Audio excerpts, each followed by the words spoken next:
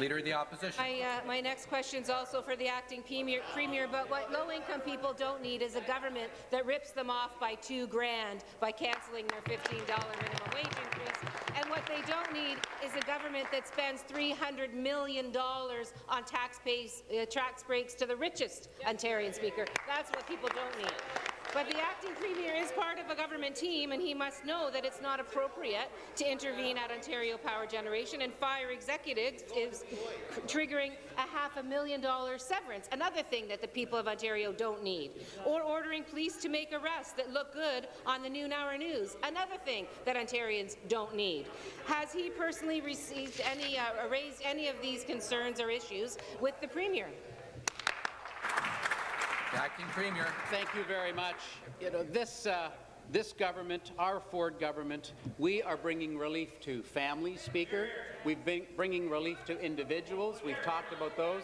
But let me talk about the relief that we are bringing to the business community, because they were about to receive a surtax, Speaker. They were about to receive a surtax that would cause them yet again to have fewer employees. What we are doing is returning to 7,900 businesses will not have the increase that the Liberal government was bringing in September.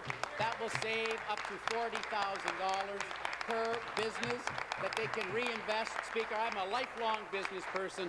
We know that when business can find a dime, we invest it in our companies. We hire more people. That's all we business people have ever done, Speaker. That's what we do. Taking that $40,000, they will be reinvesting it in their business and hiring more people in the province of Ontario, Speaker.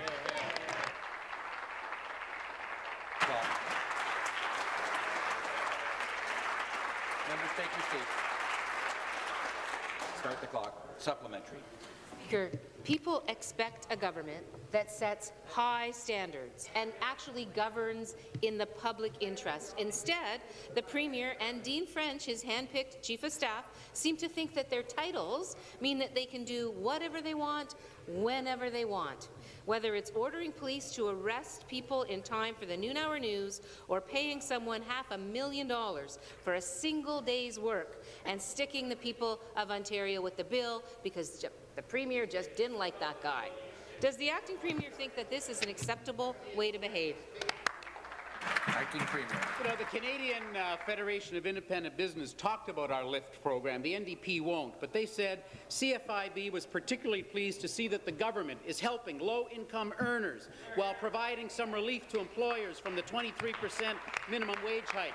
The LIFT credit will keep more money in employees' pockets without threatening jobs. That's what they had to say. The Canadian Taxpayers Federation said about LIFT, low-income workers across Ontario will benefit from the tax announced, which will save individual workers $850 per year, letting 1.1 million low-income workers in Ontario keep the money they earn is the right thing to do. The Chamber of Commerce said combined these steps towards a more competitive and prosperous economy. Ontario is strongest when industry and government work together, and we look forward to working with the government.